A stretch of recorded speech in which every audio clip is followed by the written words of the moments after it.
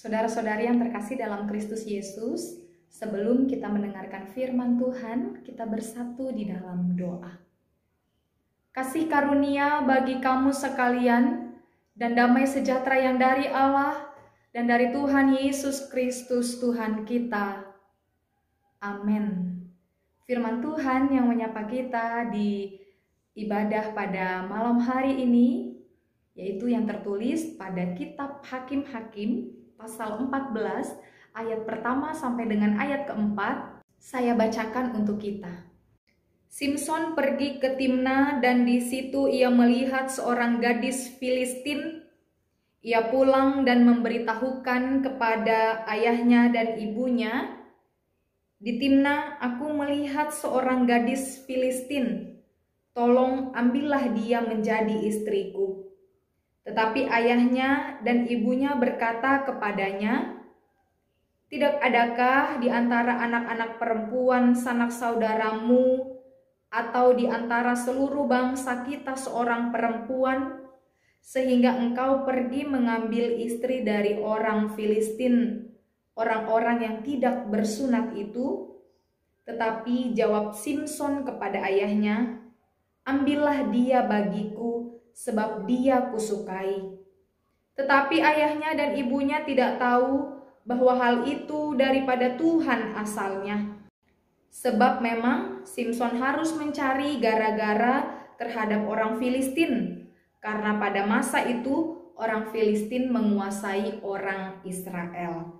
Demikian firman Tuhan. Saudara-saudari yang terkasih dalam Kristus Yesus, mungkin kita akrab dengan pantun yang mengatakan, "Dari mana datangnya lintah, dari sawah turun ke kali. Dari mana datangnya cinta, dari mata turun ke hati."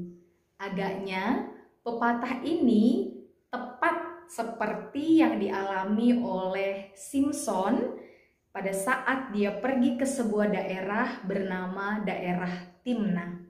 Dan di sana dia berjumpa dengan seorang gadis Filistin yang memikat hatinya.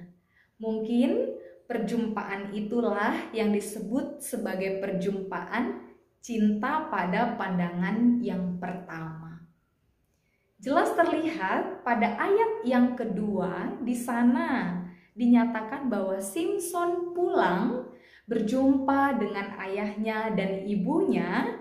Dia memberitahukan bahwa ia bertemu melihat seorang gadis Filistin dan ia meminta kepada orang tuanya agar perempuan itu menjadi istrinya. Memang Bapak Ibu saudara-saudari yang terkasih, Alkitab tidak mencatat alasan apa yang membuat Simson begitu terpikat, begitu menarik hati melihat seseorang gadis Filistin. Sampai-sampai ia meminta kepada orang tuanya untuk memperistri perempuan itu. Mungkin ada hal menarik yang membuat Simson terpikat. Entah itu dari paras wajahnya, tutur katanya yang lembut, suaranya yang lembut, perlakuannya yang baik, atau ada faktor lainnya yang membuat Simson begitu tertarik kepada perempuan tersebut. Kita bisa bayangkan seperti seorang pemuda yang tertarik kepada seorang gadis karena ada sesuatu hal yang benar-benar menarik, membuat terpikat, membuat terpesona begitu. Rasa-rasanya ada keinginan untuk memiliki. Dan hal ini merupakan hal yang wajar-wajar saja bagi setiap orang untuk tertarik dan menyukai lawan jenisnya. Tapi Bapak Ibu saudara-saudari yang terkasih, entah apapun itu yang membuat Simson tertarik kepada gadis Filistin itu, kita perlu memperhatikan respon dari ayah dan ibunya selaku orang tua dari Simson. Mereka mengatakan, "Tidak adakah di antara anak-anak perempuan sanak saudaramu atau di antara seluruh bangsa kita seorang perempuan, sehingga engkau pergi mengambil istri dari orang Filistin, orang-orang yang tidak bersunat itu. Pernyataan orang tua Simson hendak menegaskan bahwa sebenarnya ada aturan yang berlaku di tengah-tengah kehidupan bangsa Israel bahwa tidak diperbolehkan adanya perkawinan campur. Dan tentu Simson mengetahui hal tersebut. Tidak boleh ada terjadi penyimpangan terkait dengan perkawinan dengan orang yang beragama lain yang berbeda agamanya dengan mereka. Aturan itu sangat jelas di tengah-tengah kehidupan bangsa Israel, dan aturan itu harus dipatuhi oleh setiap orang Israel. Itulah sebabnya orang tua Simson mengatakan, apakah tidak ada perempuan lain dari sekitar bangsa mereka begitu, karena mereka tidak menyetujui adanya perkawinan campur. Namun yang menjadi jawaban Simson pada waktu itu terhadap orang tuanya, dia seolah terkesan memaksakan kehendaknya, keinginannya, hingga dia mengatakan, ambillah dia bagiku sebab dia kusukai. Itu jawaban Simson pada firman hari ini. Dapat terlihat melalui jawaban Simson bahwa dia benar-benar ingin memiliki, ingin memperistri gadis Filistin itu. Sekalipun orang tuanya sudah melarang sebab ada ketentuan yang berlaku bagi kehidupan mereka. Jemaat yang terkasih di dalam Kristus Yesus, kita bisa melihat dari kisah Simson dari ayat yang pertama sampai dengan ayat yang keempat ini, bahwa ada rasa suka dari pandangan Simson kepada gadis Filistin itu yang menunjukkan bahwa seperti istilah yang mengatakan cinta buta begitu ya. Larangan yang sudah dia tahu dalam kehidupan bangsa Israel, dia langgar. Begitupun dia tidak peduli dengan anjuran orang tuanya, nasihat orang tuanya, dan tetap berkeras hati pada pendiriannya sendiri. Kita bisa menilai bahwa larangan tidak lagi dianggap sebagai larangan, tetapi demi keinginan untuk memiliki, seolah semuanya menjadi tidak dia pedulikan. Bapak, Ibu, saudara-saudari yang terkasih dalam Kristus Yesus, hidup sebagai keluarga Allah ternyata perlu kehati-hatian. Apalagi terkait dengan nilai-nilai moral, nilai-nilai agama yang harus tergerus hanya karena rasa suka, rasa cinta, rasa ingin memiliki seperti yang dialami Simson pada waktu itu. Apalagilah kepada anak-anak muda generasi sekarang ini. Jangan sampai mereka menganggap hal yang biasa saja bila terjadi perkawinan beda agama. Di negara kita sendiri itu belum disetujui. Apalagilah di dalam agama kita. Jangan sampai ada anak-anak dari keluarga-keluarga Kristen yang menganggap enteng, yang menganggap sepele hal-hal yang berkaitan dengan perkawinan beda agama.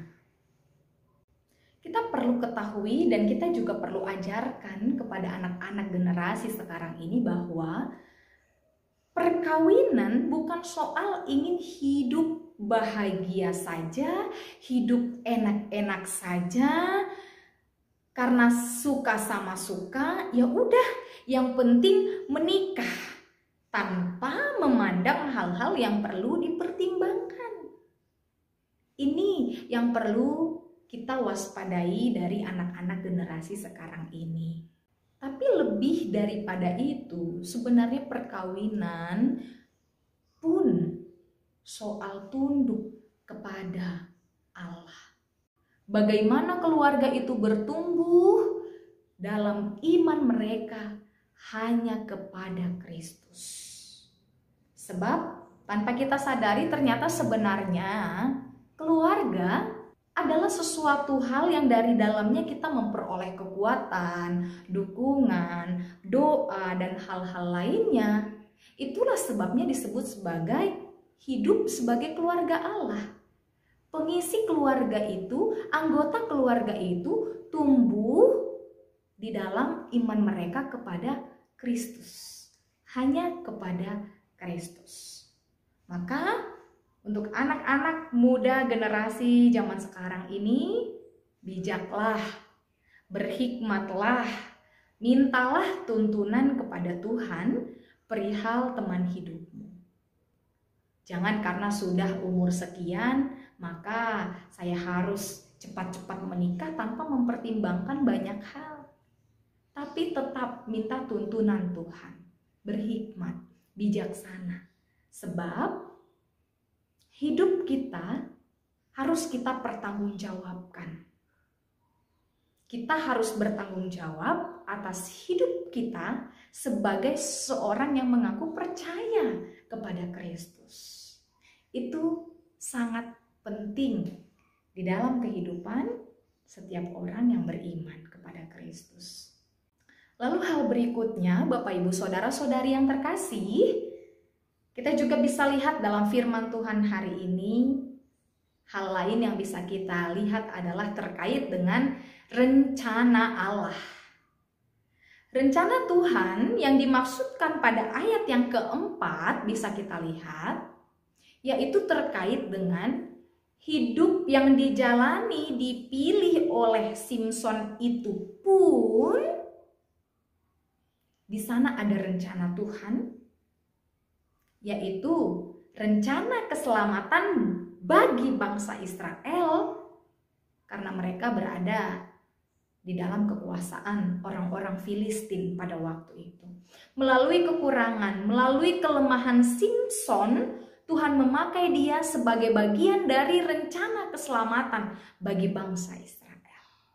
Tidak mudah ya memahami rencana Tuhan di dalam kehidupan kita. Sangat tidak mudah.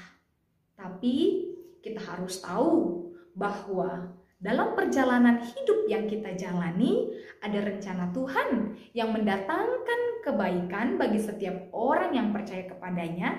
Suka duka dipakai Tuhan untuk mendatangkan kebaikan bagi kita. Kita harus ingat, bukan rancangan kecelakaan, tetapi adalah rancangan damai sejahtera. Tuhan Yesus memberkati kita. Amin. Kita bersatu di dalam doa. Kami sangat bersyukur ya Allah untuk firman yang bersapaan dengan kami pada kesempatan hari ini. Firman-Mu itu kiranya boleh menjadi kekuatan bagi kami untuk kami menjalani hari-hari kami. Kiranya firman-Mu boleh kami buahkan di dalam kehidupan kami melalui tindakan kami, perbuatan kami, tutur kata kami, yang semuanya berkenan bagi Tuhan. Bapa yang baik, kami serahkan kehidupan kami seluruhnya hanya ke dalam tangan pengasihan Tuhan saja, sebab kami tahu Tuhan selalu menuntun kami, menolong kami, juga mengajari kami melakukan yang terbaik di dalam perjalanan kehidupan kami. Biarlah Tuhan Roh Kudus-Mu yang tercurah itu menjadi penuntun di dalam kehidupan kami. Tuhan, kami sampaikan, kami serahkan hidup kami ke dalam pengasihan-Mu. Di dalam Kristus kami berdoa bersyukur. Amin.